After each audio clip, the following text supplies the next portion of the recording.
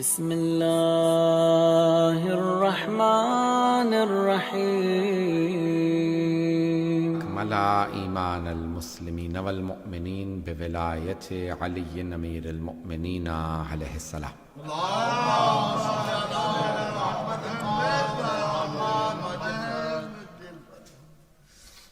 والصلاة والسلام والتحية والإكرام على أفضل الموجودات العبد المؤيد والرسول المسدد المصطفى الأمجد المحمود الأحمد أعني أبا القاسم محمد.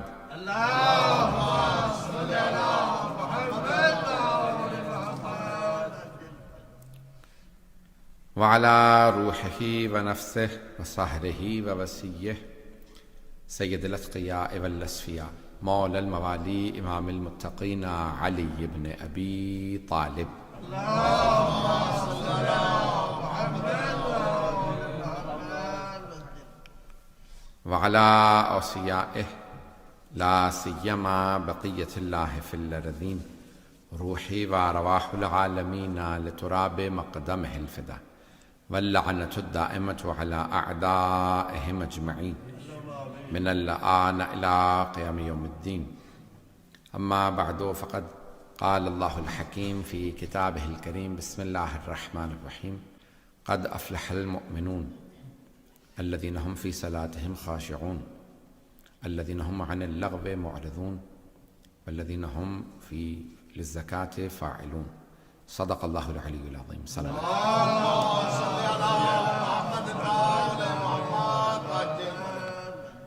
جناب امیر المؤمنین علی بن ابی طالب علیہ السلام کی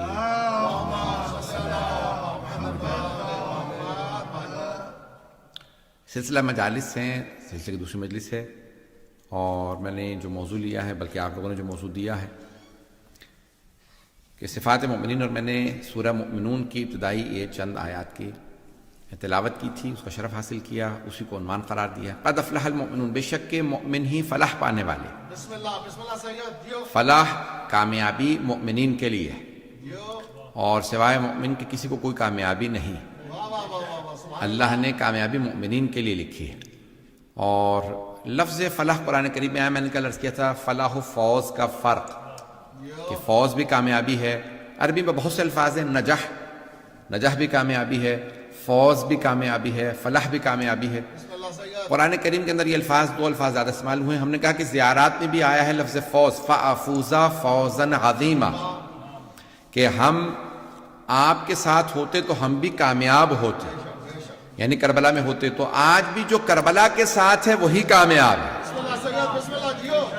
تو جو ائمہ اہل بیت علیہ السلام کے ساتھ ہوگا اسی کے لیے کامیابی ہے، فوز بھی اسی کے لیے ہے، فلاح بھی اسی کے لیے. تو قرآن کریم کے اندر ایک اور لفظ آیا کہ ہم مفلحون، وہی فلاح پانے والے ہیں. تو مفلحون بھی مؤمنین ہی کے لیے آیا ہے. جگہ جگہ قرآن اٹھا کے دیکھیں گے تو یہ الفاظ استعمال ہوئے ہیں، اور ائمہ سے پوچھنا پڑے گا کہ کامیابی کن کے لیے ہے. تو میں نے کل جہاں پہ بات کو روکا تھا وہیں سے بات کو آگے بڑھاتے ہوئے کہ سرور کائنات صلی اللہ علیہ وآلہ وسلم نے فرمایا،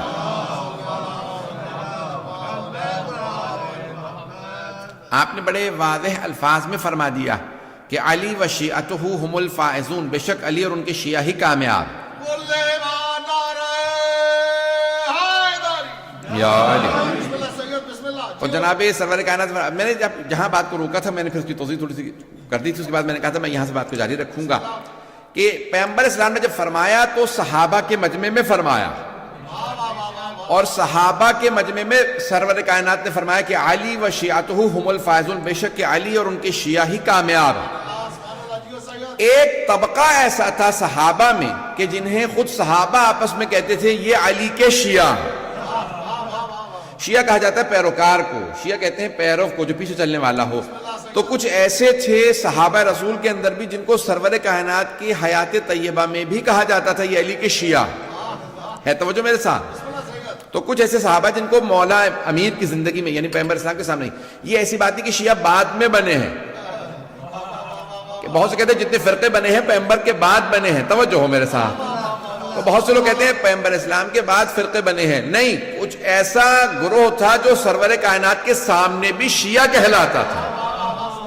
انہیں دوسرے صحابہ کہتے تھے یہ شیعہ ہیں، اور سرور کائنات نے انہی کو دیکھنے کے بعد فرمایا تھا علی وشیعتہ ہم الفائزون، بے شک علی اور ان کے شیعہ ہی کامیاب ہیں۔ آئے میں چند لوگوں کے نام لے دیتا ہوں جو مشہور تھے علی کے شیعہ ہونے میں۔ ان میں پہلا نام ہے حضرت سلمان کا۔ حضرت سلمان فارسی کی جہاں جاتے تھے تو ان کو لوگ کہتے تھے بھئی یہ علی کے شیعوں میں سے ہیں۔ دوسرے تھے حضرت ابو ذر، تیسرے تھے حضرت مقداد، چوتھے تھے حضرت عمار۔ یہ وہ چند افراد تھے کہ جہاں جاتے تھے، بہرحال ان کے علاوہ بہت سے لوگ ہیں، حضرت حذیفہ یمانی اور بہت سے لوگ ہیں کہ جو جہاں مولا کائنات جاتے تھے یہ پیچھے پیچھے رہا کرتے تھے، اس لیے لوگ کہتے تھے یہ علی کے شیعہ ہیں۔ ایک بات واضح ہو گئی، جو پیچھے چلنے والا ہوتا ہے اسے شیعہ کہا جاتا ہے۔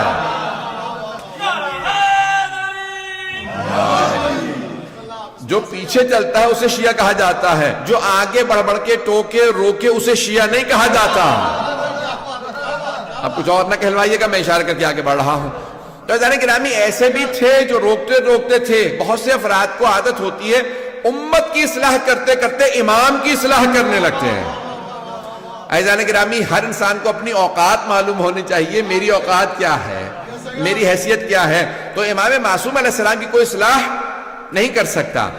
عزیزان گرامی وہ امت کی اصلاح کے لیے، توجہ تو ہے میرے ساتھ؟ میں نے آپ سے کل بھی عرض کیا تھا کہ میں پورا جو ہے زور دے رہا ہوتا ہوں آپ حضرات کو روزے کے پروانے کا، تو آج بھی میں کئی گھنٹے بول کے آیا ہوں ابھی بھی، اور ابھی بھی مطالب پیش کروں گا۔ تو عزیزان گرامی اب سرور کائنات صلی اللہ علیہ وسلم نے اشارہ کر کے کہا کہ یہ اور ان کے شیعہ، تو جناب امیر کی طرف اشارہ کیا، علی اور ان کے شیعہ، کامیابی علی کے شیعوں کے لیے ہے۔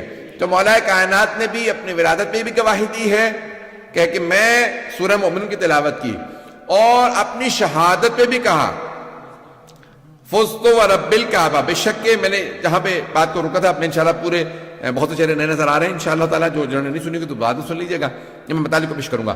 مومن کامیاب ہے، کسی بھی دور میں مومن کامیاب ہے۔ مومن وہ ہے جو اہل بیت کی ولایت کا ماننے والا۔ تو اب یہ مجھ سے کہا گیا تھا صفات مومنین، پہلی صفت یہ ہے کہ وہ اہل بیت کا ماننے والا ہو۔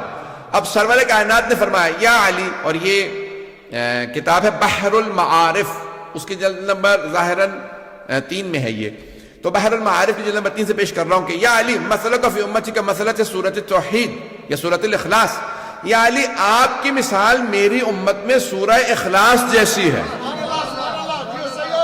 سورہ اخلاص تو سب کو معلوم ہے، بسم اللہ الرحمن الرحیم، قل هو اللہ احد اللہ الصمد لم یلد ولم یولد ولم یکن لہ کفوا احد، یہ سورہ اخلاص کہلاتا۔ حدیث میں ہے کہ یا علی آپ کی مثال میری امت میں سورہ اخلاص جیسی ہے۔ سورہ اخلاص کو جو ایک مرتبہ پڑھتا ہے اسے 1/3 قرآن ختم کرنے کا ثواب ملتا ہے، جو 2 دفعہ تلاوت کرتا ہے اسے 2/3 قرآن ختم کرنے کا ثواب ملتا ہے، جو 3 مرتبہ سورہ اخلاص کی تلاوت کرے اسے ختم قرآن کا ثواب ملتا ہے۔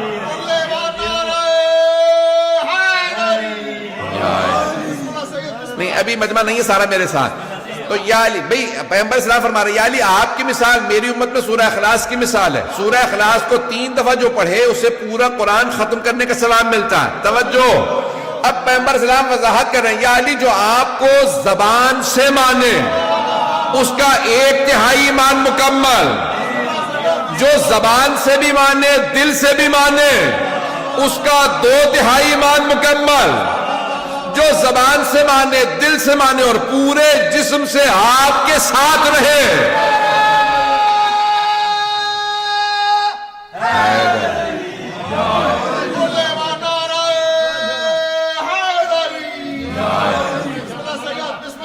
وہی مستکمل الایمان ہے، اسی کا ایمان مکمل ہے۔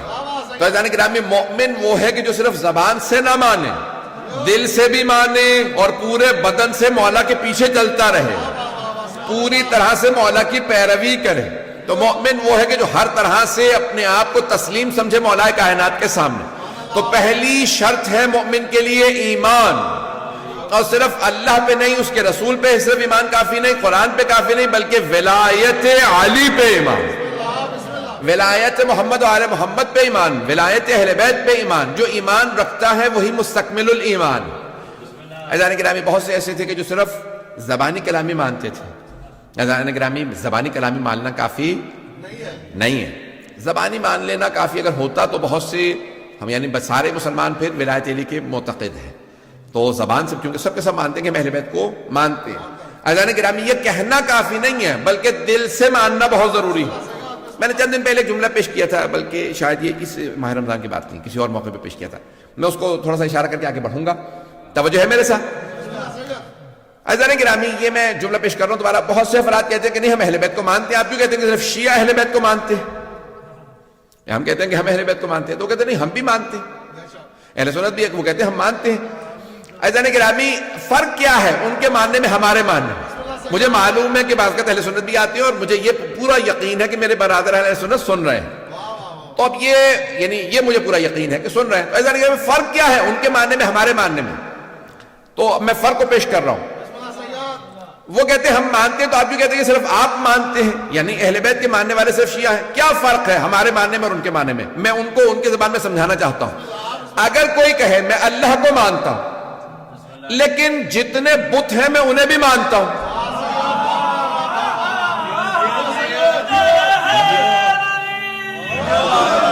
میں سوچ رہا تھا مجھے وضاحت کرنی ہوگی, میں سوچ رہا تھا مجھے وضاحت کرنی پڑے گی.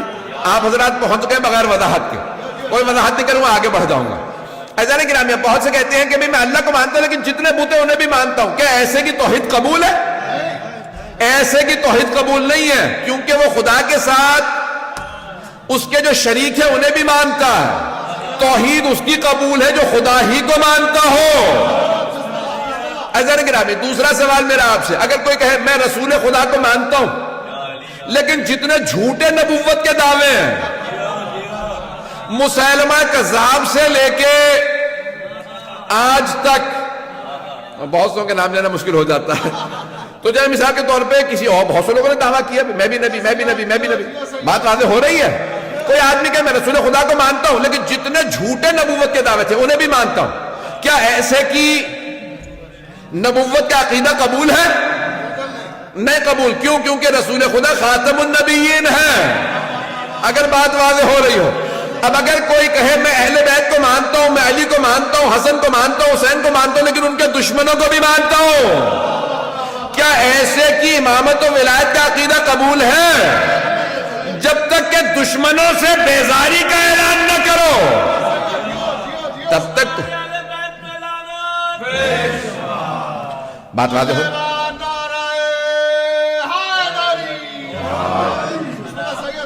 عزیزان گرامی کامیاب وہ ہے کہ جو اہل بیت کو جب مان لے تو پھر دشمنوں کو نہ مانے. اور مشہور روایت ہے کہ کسی نے کہا مولا میں نے آپ کے چھڑے علیہ السلام سے کہا مولا میں نے آپ کے جد امیر المومنین کی شان میں 5 یا 6,000 بیت کہے, اشعار کہے ہیں, تو 2 بیت سے مل کے ایک شعر بنتا. تو کہا میں نے 5 یا 6,000, میرے سب ذہن میں 5,000 یا 6,000 ہے, روایت میں ایک ہے, دونوں نہیں ہے. تو اس نے کہا 5 یا 6,000 میں نے بیت کہے. تو مولا نے کہا کہ اچھا تو یعنی ہمارے جد کو مانتا ہے؟ کہا ہاں مانتا ہوں, تو ان کی شان میں اتنے بیت ہیں. مولا نے کہا ان کے دشمنوں کے متعلق کیا خیال ہے؟ میں اپنے انداز سے پیش کر رہا ہوں. کہا انہیں بھی مانتا ہوں. مولا نے کہا کچھ بھی قبول نہیں. تو کہا اچھا پھر؟ کہا ان کا انکار کر. کہا اچھا انکار کرتا ہوں. امام نے کہا ایک شعر کہے. اس نے ایک شعر کہا. مولا نے کہا یہ تیرا ایک شعر ان 5,000 ابیات سے افضل ہے جب تو دشمنوں سے بیزاری کرے. بات پہنچ رہی ہے عزیزان گرامی؟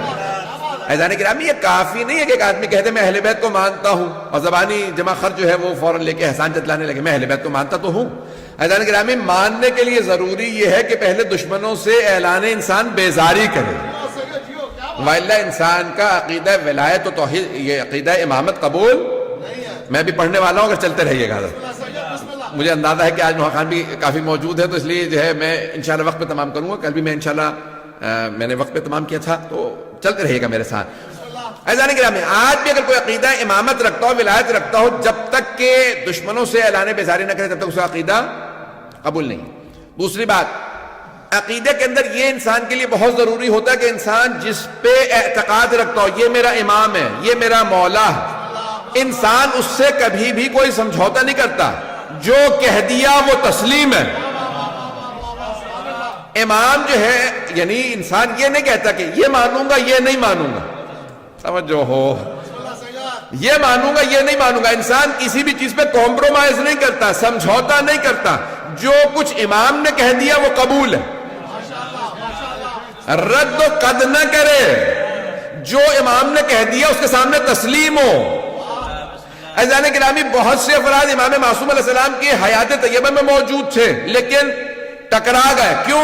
کیونکہ جہاں پہ انہوں نے کمپرومائز کیا، امام علیہ السلام نے کہا یہاں کمپرومائز نہیں ہے۔ ایک جملہ کہوں گا، مجھے نہیں معلوم کتنے لوگ میرا ساتھ دیں گے، اور میں بالکل بھی سمجھوتا نہیں کرتا، آپ جانتے ہیں امامت کے معاملے کے اندر جتنے مرضی معاملات میرے خلاف بنتے چلے جائیں۔ عزیزان گرامی، امامت کا عقیدہ ایسا عقیدہ ہے کہ جس کے اندر انسان میں بالکل بھی کسی بھی طرح کا انسان نیوٹرل نہیں رہ سکتا، بے طرف نہیں رہ سکتا۔ یہ نہیں کہہ سکتا کہ میں امام کے ساتھ بھی ہوں اور کسی اور کے ساتھ بھی ہوں، یا امام کے ساتھ ہو یا نہیں ہو۔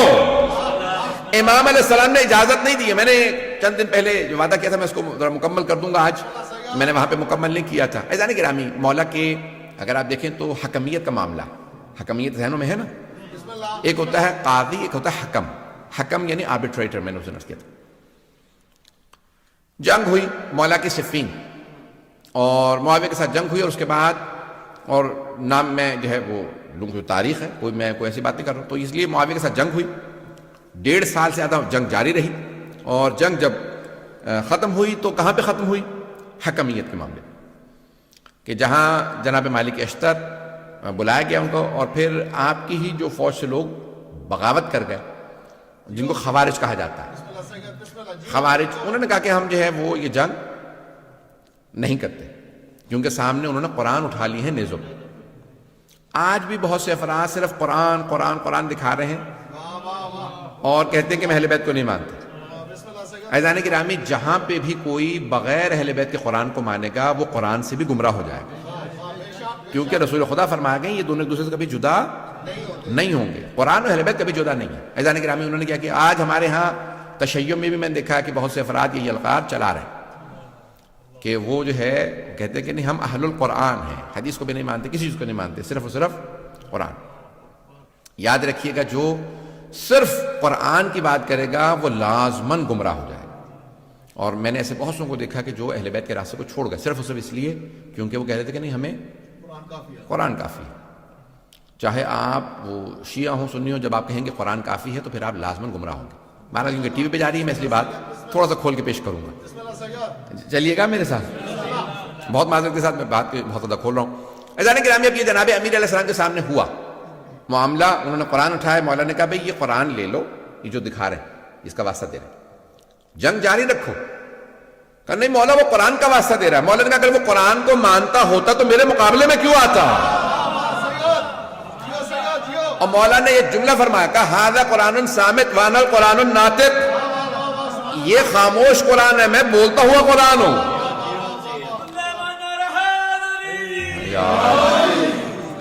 عزیزان گرامی، انہوں نے جو ہے وہ قرآن دکھائے، 500 قرآن نیزوں پہ بلند کیے، اور مولا کائنات نے کہا کہ نہیں ٹھیک ہے یہ قرآن جو ہے ان سے لے، لیکن لوگوں نے کیا کیا؟ نہیں، مولا کی بات کو نہیں مانا، اور وہ قرآن کریم جو ہے وہ کہا کہ نہیں سامنے قرآن علی آپ معاذ اللہ قرآن کے مقابلے میں آ رہے ہیں، یہ جملہ کہا لوگا، اور جملہ کہا میں دہراؤں گا استغفر اللہ ربی واتوب الیہ معاذ اللہ من ذالک، لیکن جملہ کہے بغیر میں نہیں رہ سکتا جو انہوں نے کہا تھا خوارج میں، اور میں پہلے سے توبہ کر رہا ہوں، لیکن وہ جملہ دہرانا اس لیے ضروری ہے تاکہ لوگوں کو اندازہ ہو کہ جو اہل بیت کو چھوڑ دیتے ہیں وہ کہاں تک چلے جاتے ہیں۔ اور انہوں نے جناب امیر کو مخاطب کر کے کہا یا علی اکفرتا، یا علی آپ کافر ہو گئے۔ آج بہت سے لوگ کہتے تھے بھی شیعوں کو کافر کہہ رہے ہیں، ابے وہ ہمارے مولا کو بھی کافر کہہ رہے تھے، وہ کہہ رہے تھے یا علی اکفرتا، یا علی آپ کافر ہو گئے، اپنے قرآن سامنے موجود ہے اور آپ نہیں مان رہے، یہ انہوں نے کہا۔ عزیزان گرامی، اب جناب امیر علیہ السلام نے اس وقت پھر جدائی اختیار کی، وہ لوگ الگ ہو گئے، اور انہوں نے خوارج نے مولا کے خلاف اعلان جنگ کر دیا۔ جب آپ کہہ رہے ہیں کہ یہ کافر ہیں تو وہ کیا کریں گے؟ کہا کہ ہم علی کے خلاف جہاد کریں گے۔ آپ نے کبھی زیارات پڑھی ہیں؟ آرام سے سن لیجیے گا، زیارات اس وقت میرے سامنے نظر نہیں آ رہی۔ زیارت میں آپ زیارت واسطے جملہ پڑھتے ہیں کہ کن پہ لعنت ہو؟ جو امام حسین کے قتل میں آئے، جنہوں کے خلاف جاہدت الحسین۔ کبھی آپ نے غور کیا؟ جنہوں نے مولا حسین کے خلاف جہاد کیا ان پہ لعنت ہو۔ کون فرما رہے ہیں؟ چھٹے امام علیہ السلام، والذین جاہدت الحسین، جنہوں نے امام حسین کے خلاف جہاد کیا۔ کون؟ یعنی وہ یہ کہہ رہے تھے کہ جو ہم امام حسین کے خلاف لڑ رہے ہیں یہ جہاد ہے، جہاد عبادت ہے، نہیں ہے مجمع میرے ساتھ؟ جہاد عبادت ہے یا نہیں ہے؟ فروع دین میں چھٹے نمبر پہ جہاد ہے، پہلے ہے نماز، روزہ، حج، زکوٰۃ، خمس، جہاد۔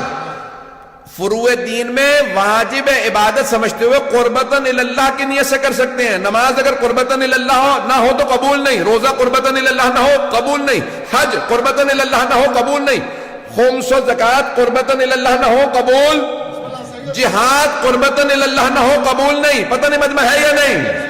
اب وہ کہہ رہے تھے ہم جہاد کر رہے ہیں، جہاد کا مطلب ہوتا ہے یعنی ہم اللہ کی خاطر لڑنے آئے ہیں۔ پتہ نہیں لوگ ہیں یا نہیں؟ جو لوگ اہل بیت کو چھوڑ دیں، صرف قرآن قرآن قرآن کریں، وہ اہل بیت کے خلاف لڑیں گے اور سمجھیں گے جہاد ہو رہا ہے۔ چھٹے امام فرماتے ہیں جو حسین کے خلاف لڑے اور کہے یہ جہاد ہے، اس پہ لعنت ہو۔ پتہ نہیں مجمع ہے یا نہیں ہے؟ بات پہنچ رہی ہے؟ یہ آج داعش کو دیکھ کے تعجب نہ کریں۔ آج طالبان کو یہ جو کہتے ہیں کہ ہم جا کے حرم گرا دیں گے، عزیزان گرامی یہ نیا موضوع نہیں ہے، میں تلخ باتیں کہہ رہا ہوں معذرت کے ساتھ۔ عزیزان گرامی آج بھی اگر ایسے ہوں کہ کہیں کہ ہمیں قرآن کافی ہے، وہ لازماً گمراہ ہوں گے، وہ لازماً اہل بیت کے مقابلے میں آ جائیں۔ اور انہوں نے کیا کیا جناب امیر کے خلاف؟ میں نے کل فضائل سنایا تھا، لیکن آج میں جو فضائل پیش کر رہا ہوں تھوڑے سے مختلف اینگل سے پیش کر رہا ہوں۔ جناب امیر کے خلاف انہوں نے بغاوت کا اعلان کر دیا اور نعرہ کیا بلند کیا؟ ان الحکم الا للہ، قرآن کی آیت، سورہ یوسف سے آیت لی اور کہا ان الحکم الا للہ، حکم حاکم حکومت کا حق صرف اللہ کو ہے۔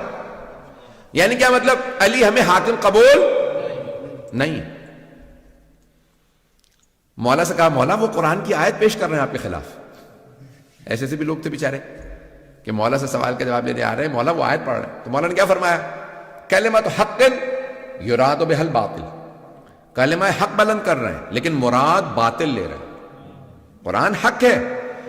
پھر مولا نے فرمایا کہا کہ حکومت لابد من امیر، اللہ خود حکومت کرنے نہیں آئے گا، ایک انسان ہی حکومت کرے گا، چاہے تم اللہ عادل اما عادل و اما فاسق، چاہے عادل کی حکومت ہو چاہے فاسق کی حکومت ہو۔ تم علی جیسے عادل کے نہیں مانو گے تو پھر معاویہ سے کسی اور آدمی کے مانو گے۔ عزیزان گرامی جناب امیر علیہ السلام نے وہاں پہ سٹینڈ لیا اور پھر آپ نے فرمایا یہ ایک ایسا فتنہ ہے جو میرے بعد بھی کوئی اس کے خلاف قیام نہیں کر سکے گا، میں ان کے خلاف قیام کروں گا۔ اور آپ نے قیام کیا اور آپ نے کہا کہ بھئی لشکر کشی کرو، ہم ان کا مقابلہ کریں گے، تھوڑا سی میں جنگ کو پیش کروں گا۔ جناب امیر علیہ السلام کی شاید تھوڑا سا ماحول بدل جائے کیونکہ میں تلخ و سخت باتیں کہہ رہا ہوں، یہ ہر دور میں انفارچونیٹلی افسوس کے ساتھ کہنا پڑتا ہے، یہ ہر دور میں ایسا آپ کو مل جائے گا کہ ایسے لوگ آج بھی داعش دیکھ لیں، ایسے بہت سے لوگ ہیں جو بغاوت کریں گے اور آخری زمانے میں بھی ایسا ہوگا، بعد میں امام خلاف بھی بہت سے کلمہ گو ہوں گے اور وہ یہ کہیں گے کہ ہم جہاد کر رہے ہیں معاذ اللہ۔ آج یہ لوگ مسجدوں میں امام بارگاہوں کے اندر آ کے بم رکھتے ہیں اور کہتے ہیں ہم جہاد کر رہے ہیں۔ اور چھٹے امام فرما گئے کہ ایسے جہاد کرنے والوں پہ بھی لعنت ہو۔ آئیں ذرا چلیے گا میرے ساتھ عزیزان گرامی، زیادہ تلخ تو نہیں ہو رہا ہوں، 5 سے 10 منٹ کی زحمت دوں گا۔ عزیزان گرامی مولا کائنات نے ایک مرتبہ ان کے خلاف جنگ کا اعلان کیا، اس کو جنگ کو کہا جاتا ہے نہروان۔ اور مولا کے چاہنے والے تھے حضرت عبداللہ ابن خباب ابن ارت، میں نے کسی مقام پہ بیان کیا تھا، یہاں نہیں پڑھا کبھی بھی بلکہ زیارات پہ ہی پڑھا۔ وہ ان کی اہلیہ جو ہیں وہ حاملہ تھیں اور وہ ان کو لے کے آ رہے تھے کوفے وضع حمل کے لیے، راستے میں خوارج نے روک لیا، لمبی لمبی داڑیاں، سجدوں کے نشان، قاری قرآن سب تلاوت کر رہے تھے، اتنے مقدس ظاہری طور پہ کہ ان میں سے ایک آدمی نے کھجور زمین سے اٹھا لیا کہ گرا ہوا کھجور ہے، منہ میں رکھا۔ دوسرے نے کہا تمہیں پتا یہ باغ کس کا ہے؟ کہا نہیں۔ کہا تم نے بغیر اجازت کے تم نے کھجور کھا لیا؟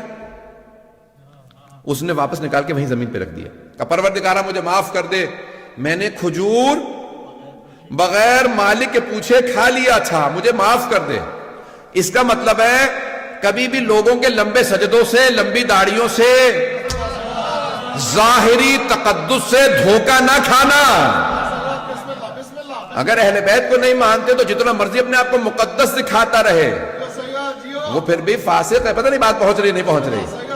اب کیا کیا اس نے کھجور واپس رکھ دیا، اس نے کہا یہ کھجور میں نے بغیر، پروردگارہ مجھے معاف کر دے، یہ کھجور میں نے اٹھا لیا تھا۔ اتنے میں حضرت عبداللہ ابن خباب ابن ارت آ رہے ہیں اپنی زوجہ کے ساتھ. اپنی زوجہ کو انہوں نے سوار کرا رکھا ہے خچر کے اوپر اور لے کے جا رہے ہیں کوفے. انہوں نے روکا, کہا بھی بتاؤ تم علی کے چاہنے والے ہو, علی کے ساتھ ہو یا ہمارے ساتھ؟ اور اس نے کہا کہ نہیں, میں علی کے ساتھ نہیں. حضرت وہ چاہنے والے تھے. اب وہ بہرحال اب بیچاری ان کی زوجہ بھی اور وہ بھی دونوں شیعہ عجیب و غریب کیفیت. تو کہا کہ بھئی میں کوفے جا رہا ہوں, مجھے کیا مطلب ہے آپ کی کوئی سیاسی کو معاملہ ہوگا. کہا نہیں, آپ تم بتاؤ کہ تم علی کے چاہنے والے ہو یا نہیں. انہوں نے کہا نہیں, میں علی کے چاہنے والا نہیں ہوں. تقیہ میں انہوں نے کہا میں تقیہ میں چاہنے والا نہیں ہوں. انہوں نے کہا اچھا اگر تم علی کو نہیں چاہتے تو پھر معاذ اللہ استغفر اللہ تعالی علی پہ لعنت کرو. اس نے کہا مانتا نہیں ہوں لیکن لعنت نہیں کروں گا. بسم اللہ کیا بات ہے, کیا بات ہے جی. میں لعنت نہیں کروں گا. کہا کیوں, اگر نہیں مانتے تو پھر کہا نہیں, وہ داماد پیغمبر تو ہے. اب وہ بہرحال سمجھ گئے. انہوں نے کہا نہیں یہ شیعہ یہ چھپا رہا. انہوں نے کہا کہ نہیں تم لعنت کر, نہیں بیوی سے کہو نہیں. انہوں نے کہا ٹھیک ہے ان کو قتل کر دو. انہوں نے ان کا سر کاٹا اور زمین پہ رکھا. پھر ان کی اہلیہ سے کہا, انہوں نے کہا نہیں میں بھی ماننے والی نہیں. انہوں نے ان کو مارا, پھر ان کا شکم چاک کیا اور بچے کو نکالا, بچے کا گلا کاٹا اور ان کے باپ کے ساتھ رکھا. کہا کیوں, کہا کہ یہ شیعہ ہیں. عزیزان گرامی یہ آپ یہ آج نہ سوچیں, بہت سے ہمارے اپنے شیعہ کہنے لگ گئے تھے شاید کربلا میں اور ائمہ علیہ السلام پہ اتنے مظالم نہ ہوئے ہوں, اتنے مصائب نہ ہوئے ہوں. جب آج لوگوں نے داعش کو دیکھا تو پھر مانا ہاں اتنے مظالم ہوئے ہوں. پتہ نہیں بات پہنچ رہی یا نہیں پہنچ رہی. بسم اللہ سید, بسم اللہ جی. عزیزان گرامی انہوں نے اتنا مولا علی علیہ السلام نے ان کا ذکر کیا. پھر حضرت کمیل کی جہاں پہ قبر ہے آج, وہاں پہ ان کو دفنایا گیا لا کے. عزیزان گرامی یہ تھا وہ طبقہ جو مولا کے خلاف کہہ رہا تھا ہم جہاد کرنے جا رہے ہیں کیونکہ معاذ اللہ استغفر اللہ رب اللہ, جسے رسول خدا فرما کے جا رہے ہیں یہ کل ایمان ہے, وہ کہہ رہے ہیں یہ کافر ہوگا معاذ اللہ. یہ بتانا کیوں ضروری ہے, تاکہ آپ لوگ اویئر رہیں کہ تاریخ اتنی تلخ ہے اور آپ کو پتہ ہو کہ ہم اگر کسی پہ تبرہ کر رہے ہیں یا ہمارے بہت سے برادر ہیں سن رہے ہیں تو وہ پوچھتے ہیں کہ نہیں کیوں, آج اب گزر گیا معاملہ. تلک امۃ قد خلت, ایک صاحب نے مجھے آیت بھی سنائی. انہوں نے کہا میں حافظ قرآن ہوں مولانا, میں آپ کو بہت زیادہ شوق سے سنتا ہوں. بسم اللہ. تو انہوں نے مجھے آیت سنائی بیچارے نے, بڑی محبت میں سنائی. میں بھی سن رہے ہوں گے, ابھی بھی سن رہے ہوں گے, میں یعنی مجھے ان سے کوئی دشمنی نہیں ہے. تو ان کا آیت ہے تلک امۃ قد خلت لہا ما کسبت ولکم ما کسبتم. وہ ایک امت تھی, وہ خلق کی گئی, ان کا حساب ان کے ساتھ, آپ کا حساب آپ کے ساتھ. ان کو بھلا دیں. ایسے معاملات کو بھلایا نہیں جا سکتا. جو اہل بیت پہ سمجھوتا کر لے, کمپرومائز کر لے, یقین مانیے اس کا ایمان ضائع ہو گیا. عزیزان گرامی ہم کمپرومائز نہیں کر سکتے اہل بیت کے دشمنوں پہ, نہ اہل بیت علیہ السلام, ہمارا کوئی کمپرومائز نہیں. میں انشاءاللہ فضائل کل پیش کروں گا لیکن آج سن لیجیے چند جملے اور. بسم اللہ, بسم اللہ. اب کیا ہوا, لشکر آ گیا نہروان کے مقام پہ, بہت بڑا لشکر, 10,000 سے اوپر کا لشکر. مولا نے کہا کہ ان کے 10 افراد بھی نہیں بچیں گے سبحان اللہ, اور میرے 10 افراد بھی شہید نہیں ہوں گے. سبحان اللہ, سبحان اللہ. اور حضرت جندب مولا کے چاہنے والوں میں ہیں, عاشقوں میں سے. تو مولا فجر کے بعد جو ہیں باہر نکلے اپنے خیمے سے. تو مولا نے کہا جندب کہاں؟ کہا مولا آپ کے دشمن بہت زیادہ ہیں. کہا نہیں جندب رک جاؤ, مجھے تمہاری حفاظت کی ضرورت نہیں ہے. میں ہوتا تو میں حضرت جندب کی خدمت میں عرض کرتا یہ مولائے کائنات ہے, یہ مشکل کشا ہے.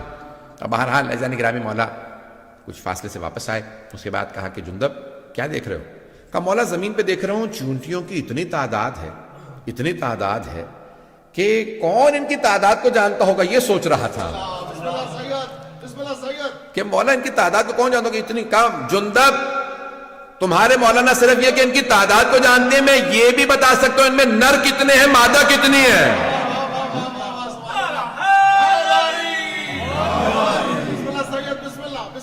معذرت کے ساتھ کئی مرتبہ چیزیں ہو جاتی تو انسان کا موڈ ویسا بنتا ہے, پھر حساب سے انسان پیش کرتا ہے مطالب کو. تو آج میں نے تلخ انداز سے پیش کیا, انشاءاللہ کل میں فضائل کے انداز سے پیش کر دوں گا.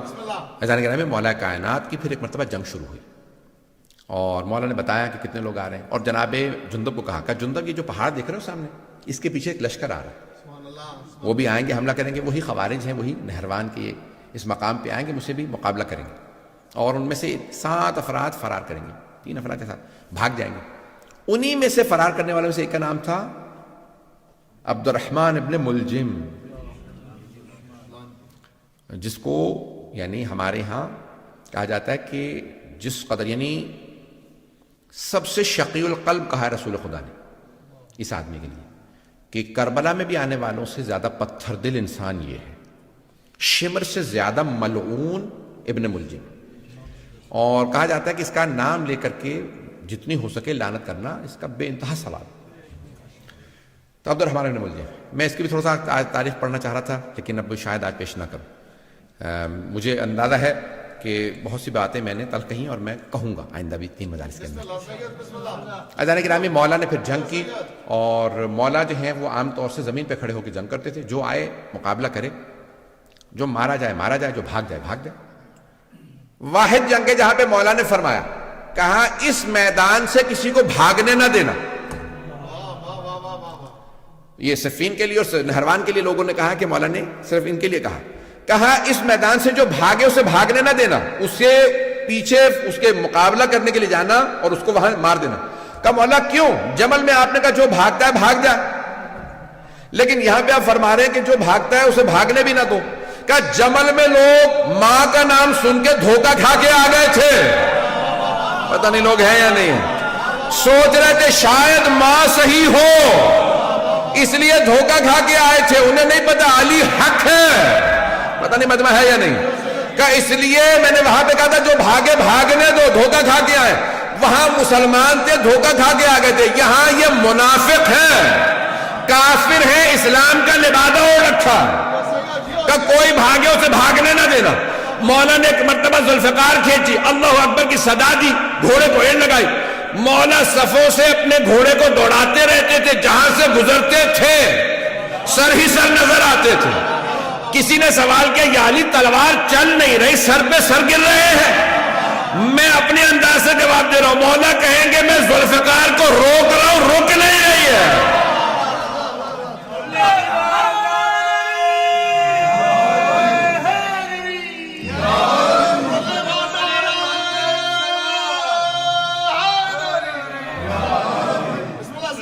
فضائل انشاءاللہ کل۔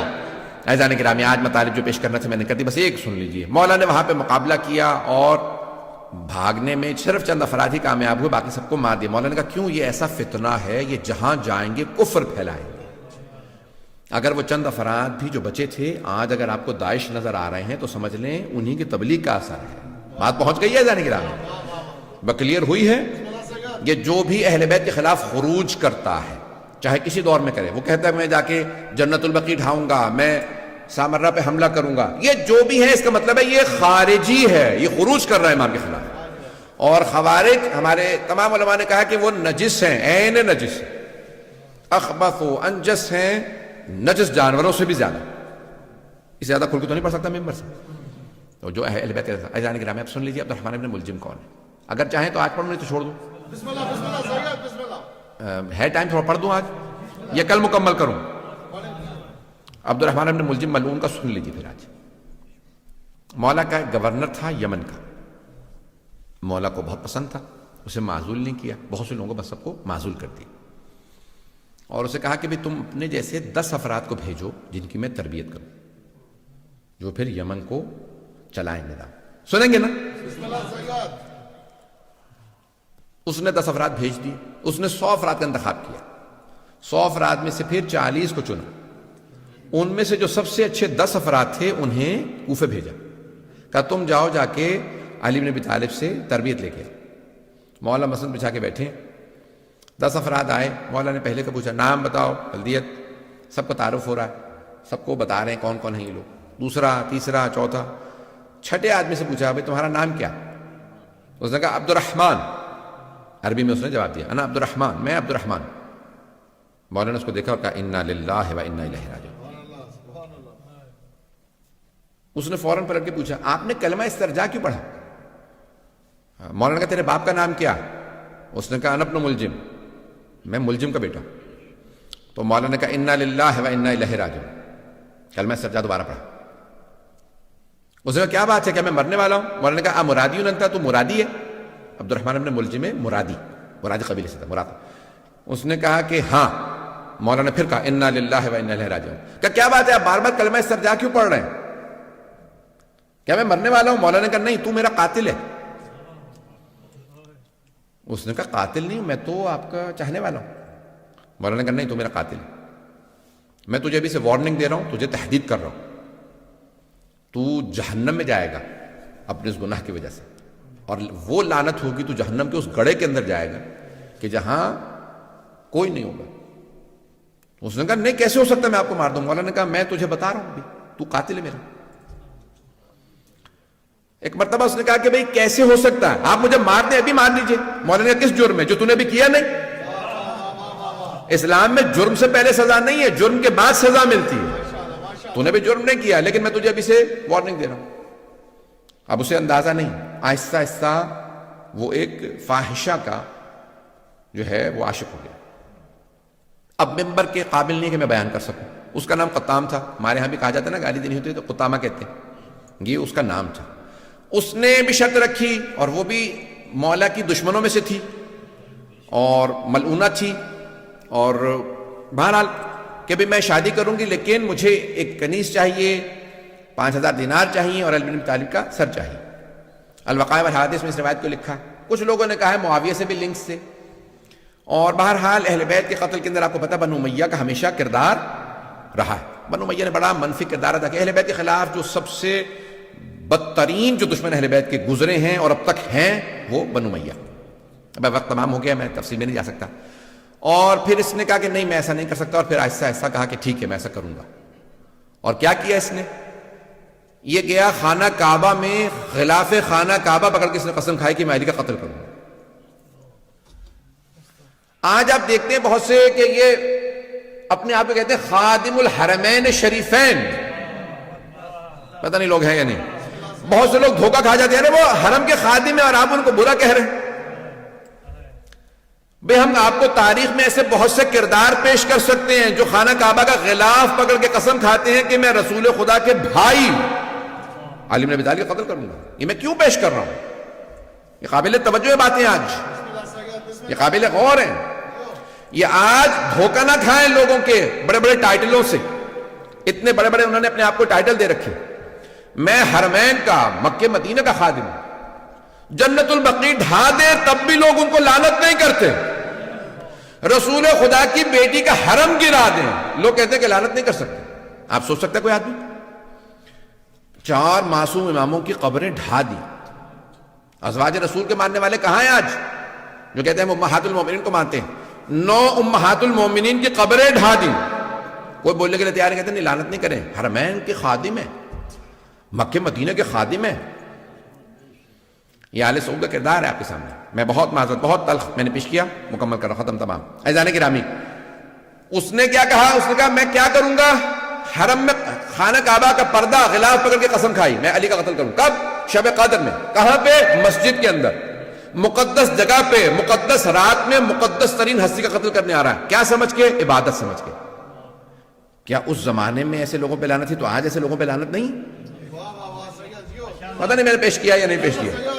یہ آج امام بارگاہوں میں، مساجد میں وہ کہتے ہیں میں عبادت کر رہا ہوں، میں شیعوں کو مارنے جا رہا ہوں، میں سامرہ کا حرم گرا رہا ہوں، میں عبادت کر رہا ہوں۔ عزیزان گرامی، اسی لیے ہم کہتے ہیں کھولو آنکھیں، دماغ کھولو، کان کھولو۔ ایسے اگر لوگوں کو تم تاریخ میں، آج ایسے لوگ ہیں، اور پاکستان میں کب کہا؟ جب خود کے حملے شروع ہوئے پاکستان میں، کہا نہیں یہ ملعون ہے۔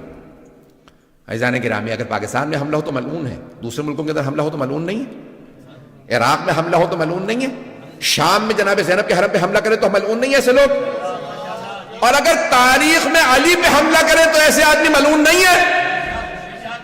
میں یہ سخت ترین جملے کہیں، میں بہت معذرت، لیکن میں کہنے پہ مجبور ہوں، آج یہ پڑھنے پہ مجبور ہوں، ایسے حالات ہیں، اگر میں نہیں کھولوں گا تو کوئی اور نہیں بولے گا۔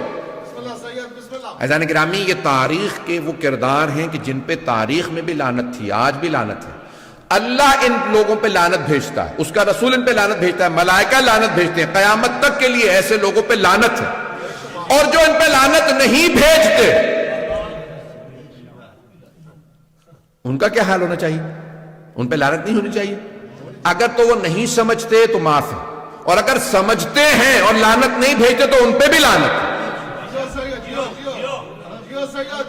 آپ کہیں گے آج مولانا بہت غصے میں میں یقین مانیے کہ جتنا پیش کر رہا ہوں بڑی ذمہ داری سے پڑھ رہا ہوں۔ جو اہل بیت علیہ السلام کے مقابلے میں آئے، وہ کسی بھی زمانے میں ہو، کوئی بھی ہو، تو اللهم اس پہ صل عزیزان گرامی على صبح شام محمد اور اللہ نے ایسے لوگوں پہ لعنت بھیجی. اور اگر میں ایک جملہ پیش کر رہا ہوں، من یقتل مؤمنا متعمدا فجزاؤہ جہنم خالدین فیہا ولعنہ اللہ وغضب اللہ علیہ ولعنہ وأعد له عذابا عظیما. یہ اللہ نے قرآن میں آیت کی نازل، سورہ نساء آیت نمبر 93 4 سورہ. اللہ کہتا ہے جو کسی مؤمن کو جانتے بوجھتے ہوئے عمدن قتل کر دے تو اس کی سزا یہ ہے وہ جہنم میں جائے گا. اللہ اس پہ ناراض ہوگا، اللہ اس پہ لعنت کرے گا اور اس کو ہمیشہ عذاب میں رکھے گا.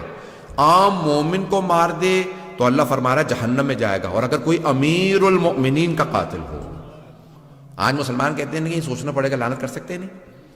قرآن کی آیت کو تو نہ انکار کرو. میں نے تمام کر دیا، مختصر سے مصائب سن لیجیے. میں نے کہاں پہ روکا تھا؟ آئیں ذرا میرے ساتھ چلیے گا. جہاں میں نے کل بات کو روکا تھا مصائب کو، وہیں سے مصائب کو جاری رکھوں گا. امیر المؤمنین، اگر کبھی لوگوں نے جناب سیدہ کے در پہ آگ نہ لگائی ہوتی تو پھر کربلا کے خیمے کوئی جلانے نہ آتا. یہ کربلا کے خیمے کس نے جلائے ہیں؟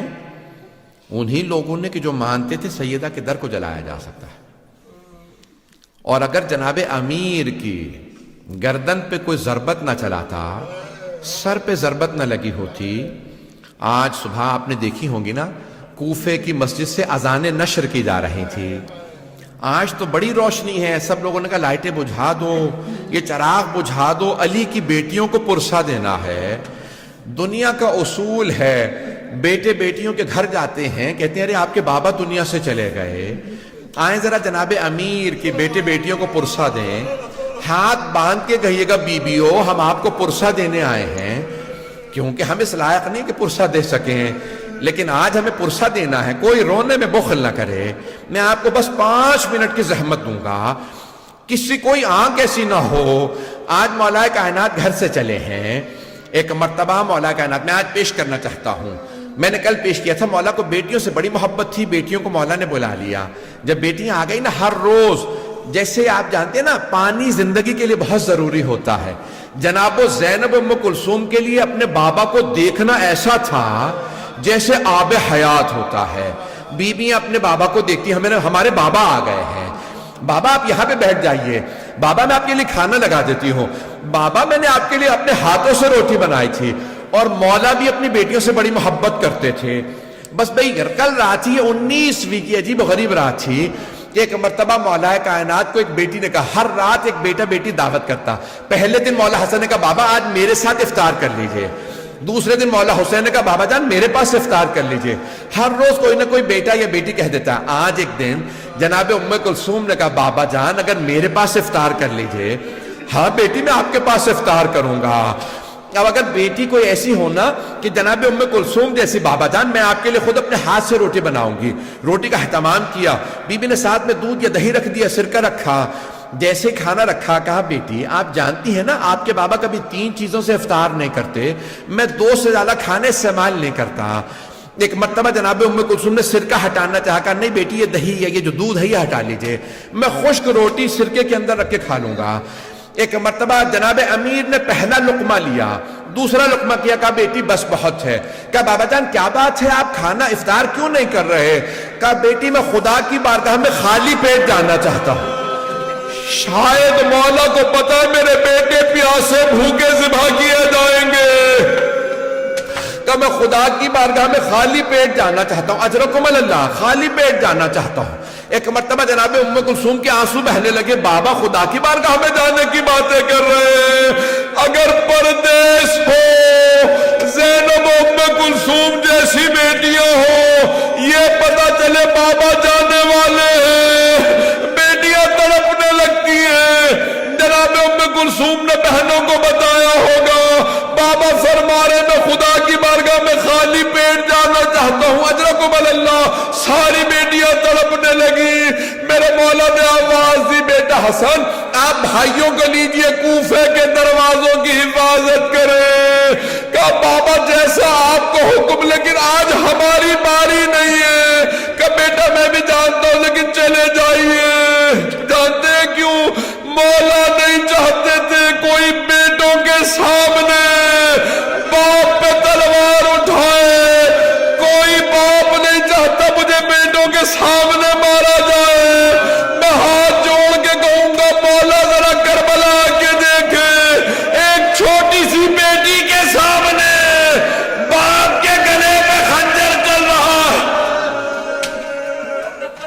اجرکم اللہ، اجرکم اللہ۔ یا علی، میں بھی پڑھوں گا، 2 منٹ کی میں زحمت دوں گا۔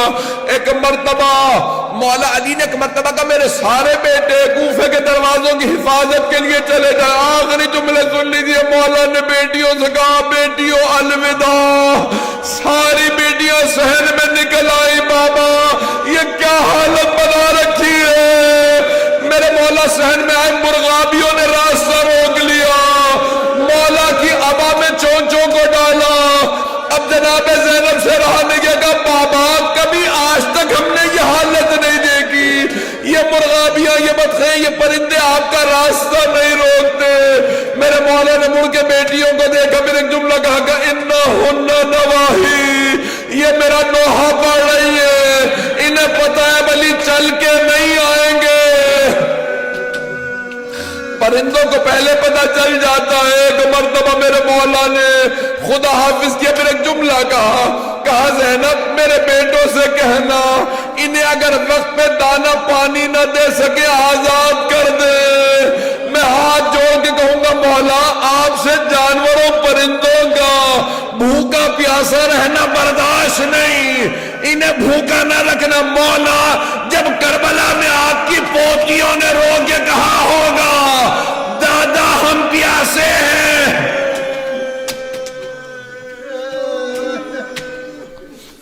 اجرکم اللہ، اجرکم اللہ۔ بس بھئی مجھ میں طاقت نہیں ہے پڑھنے کی، بس بھئی 1 سے 2 منٹ کی زحمت دوں گا۔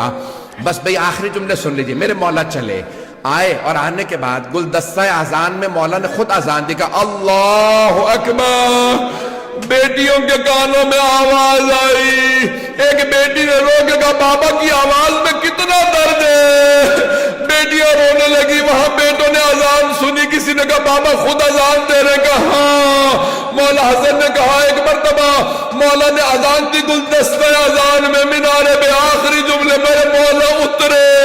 ایک مرتبہ میں مینار سے اترے، آئے دیکھا کہ ایک آدمی الٹا سو رہا ہے۔ امام نے کہا ابن ملجم میں اپنے کام سے جا رہا ہوں، تو اپنے کام سے اٹھ۔ ایک مرتبہ مولا محراب میں گئے، نافلہ فجر شروع کی، اللہ اکبر، مولا نے نماز شروع کی۔